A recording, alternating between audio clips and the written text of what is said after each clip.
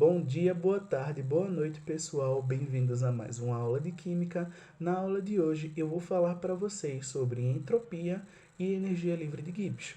Vou relacionar essas duas aqui com uma coisa que vocês viram nas aulas anteriores, que foi a entalpia.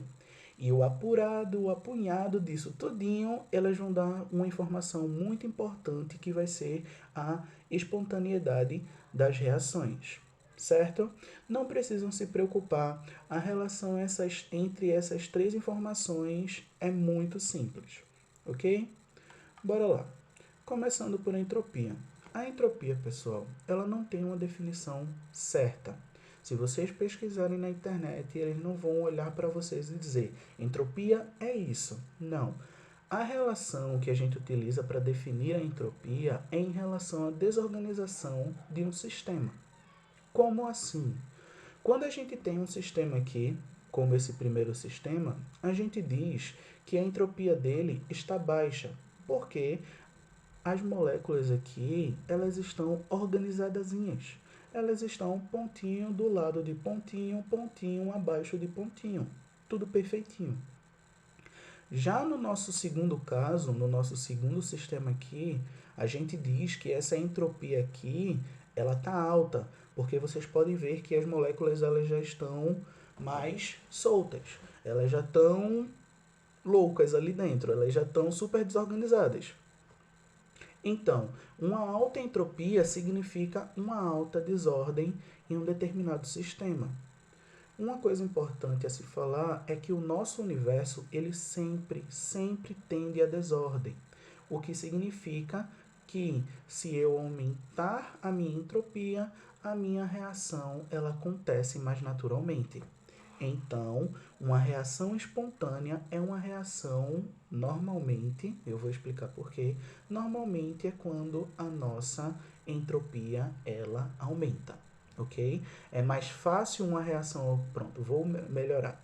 É mais fácil de uma reação ocorrer quando a entropia dentro desse sistema ele aumenta. Assim como a entropia também é algo inerente de toda e qualquer substância, que vai ser modificada a partir do seu estado físico. A gente pode ver aqui que quando uma substância está no estado sólido, a entropia dela é mais baixa, porque as moléculas estão tudo organizadozinhos ali, certo? Por exemplo, a água, que vai ficar tudo ali aglutinado, tudo ok? Quando ela passa para o estado líquido, essa entropia ela já vai dar um certo pulo, já vai aumentar um pouquinho, porque a desordem ali ela já vai ser um pouco maior que no estado sólido. Quando está no estado gasoso, a entropia é máxima, certo? Todas as moléculas elas vão estar loucas ali, batendo uma na outra, papapá, ok? Então, se a gente fosse colocar uma ordem de baixo para cima, seria sólido, líquido, gasoso. Simples. Quanto maior a desordem, maior a entropia, ok? Energia livre de Gibbs, pessoal. A energia livre de Gibbs, ela vai relacionar tudo que eu falei para vocês no início da aula, onde eu tenho o ΔH, que vai ser a nossa variação de entalpia. Eu vou ter a temperatura, que vai ser a nossa temperatura sempre dada em Kelvin. Lembrem-se, temperatura nunca vai ser negativa, ok? A temperatura ela sempre vai ser positiva, sempre. E nós temos o nosso ΔH, nosso ΔS, perdão, nós temos o nosso ΔS, que é a variação de entropia. Então, assim como a variação de entalpia é a entalpia dos produtos menos a entalpia dos reagentes, a variação de entropia vai ser a mesma coisa. A entropia dos produtos menos a entropia dos reagentes. Então aqui a gente fica. Se a minha energia livre de Gibbs ela for maior que zero, maior que zero, se minha energia livre de Gibbs for positiva, a minha reação não é espontânea. Se a minha energia livre de Gibbs for negativa, a minha reação é espontânea sim. Ok? Fazendo isso, a gente fica com uma tabelinha aqui. Essa tabelinha, onde eu tenho variação de entalpia, variação de entropia e a espontaneidade da reação. Ok? Vocês podem ver que ΔH negativo é quando temos uma reação exotérmica. Por quê? Parem para pensar comigo. O que é mais fácil de acontecer? Uma reação que libera energia, ela acontece por si só, mas libera energia, ou uma reação que necessita de energia para que ocorra? Claramente, vai ser a reação onde ela acontece e libera energia, porque eu não tenho uma barreira que eu precise passar ali.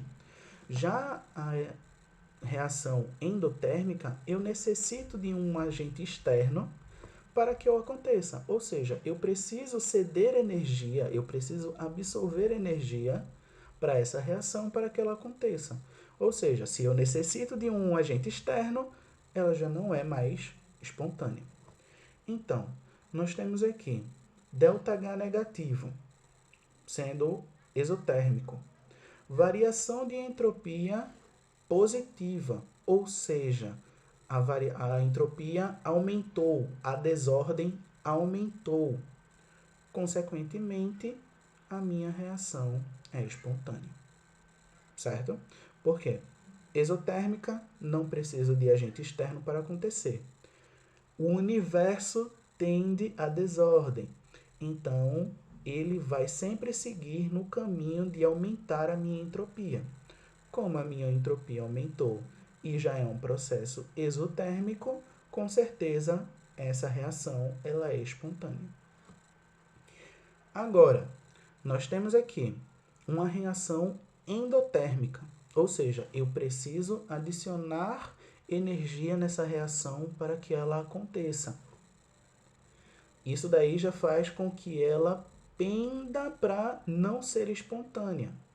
Entretanto, o meu ΔS ele é positivo, ou seja, mesmo que não seja endotérmica, a entropia aumenta.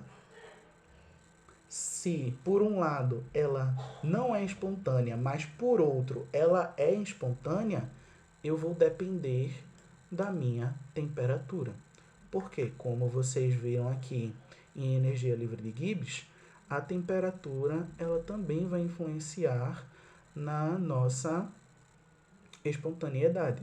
Lembrando que essa temperatura aqui, ela sempre vai ser dada em Kelvin. Se ela não for dada em Kelvin, vocês vão ter que converter ela, ok? Por último, o exemplozinho aqui, nem ΔH nem ΔS fazem serem espontâneas. Por quê? Aqui, o ΔH está dizendo sim para ser espontânea, porque ela é exotérmica. Mas o ΔS diz que a organização do sistema está aumentando. Ou seja, mesmo que seja espontânea pela entalpia, já que ela é uma reação exotérmica, mas a entropia está diminuindo. Ou seja, não preciso de energia a mais, mas a organização está aumentando. Eu, novamente, vou depender da temperatura. Ok? Para vocês não apenas acreditarem em minhas palavras, bora fazer um exercício aqui. Ok? Dada a reação entre iodo e cloro, formando cloreto de iodo. Ok? A partir de que temperatura, ou seja, a gente depende saber nossa temperatura aqui, sabendo que o ΔH é 8,5 quilocalorias por mol e o ΔS é 37 calorias por Kelvin mol, ele já deu todas as informações da gente. Ele já deu ΔH, ele já deu ΔS, ele só pede para a gente calcular a temperatura. A partir de que temperatura, sabendo tananã, tananã, tananã, tananã, esse processo será espontâneo. Ok? Então, ele não deu o ΔG. Como a gente faz para calcular isso? Primeiramente, pessoal, sempre que vocês tiverem uma atividade, uma questão para resolver, vejam se as informações dadas estão completas. Por exemplo, aqui, o ΔH, ele deu em quilocaloria. Entretanto, o ΔS, ele deu em caloria só. A gente vai ter que converter um desses dois. Eu resolvi converter o ΔS, transformando de caloria para quilocaloria. É só dividir por 1000 e temos aqui duas coisinhas iguais. Tendo elas iguais, a gente pode dar prosseguimento. Ele quer saber a partir de que temperatura esse processo vai ser espontâneo.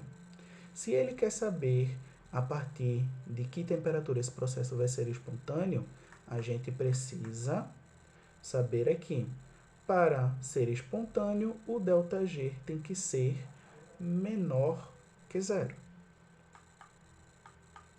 Então, podemos aqui, ΔH menos temperatura vezes ΔS, que é o nosso ΔG, ele tem que ser menor que zero. Ok? Substituindo aqui, quem é nosso ΔH? 8,4. Quem é o nosso ΔS? 0,037. Temperatura é o que a gente quer saber. Então, aqui uma inequaçãozinha simples, fácil e rápido de resolver. Pego o 8,4, taca para o outro lado. Então, eu vou ter menos T0037, menos T0037 vai ser menor que isso daqui. Ok? Como está negativo, os dois estão negativos, eu posso multiplicar por menos 1. Opa, erro meu aqui. Como eu multipliquei toda a equação por menos 1, pessoal, eu teria que inverter isso daqui. No resultado final está certo, mas nessa partezinha aqui vocês podem acabar se confundindo e dar errado. Mas como eu multipliquei por menos 1 para tirar o sinal negativo dos dois lados, esse sinal aqui de maior que, ele deveria inverter também. Então, vamos lá. Multipliquei por menos 1, tudo positivo agora. Tudo positivo bonitinho. Então, pego o 0,037 e, se ele está de um lado multiplicando, ele vai passar para o outro lado dividindo. Então, eu vou ter que minha temperatura vai ser maior que, ok? Isso daqui está errado. Maior que 8,4 dividido por 0,037. No final, eu vou ter que minha temperatura terá que ser maior que 227,02 Kelvin. Lembrem-se que a temperatura sempre vai ser dada em Kelvin, ok? Então, a partir dessa temperatura de 227,02, o meu processo ele passa a ser espontâneo, ok? Então, isso está indo de acordo com o que a gente viu nessa tabelinha aqui. A depender das coisas, a depender das informações que a gente tiver, a espontaneidade vai depender, sim, da temperatura. Mesmo que a entropia diga que é positiva, mas a entalpia diga que é negativa, a gente vai precisar descobrir essa temperatura aí. Ok? Gente, por hoje é só. Espero que vocês tenham entendido. Caso não tenham entendido, voltem um pouquinho o vídeo, vejam de novo, vejam com mais calma. É Por hoje é só. Até a próxima.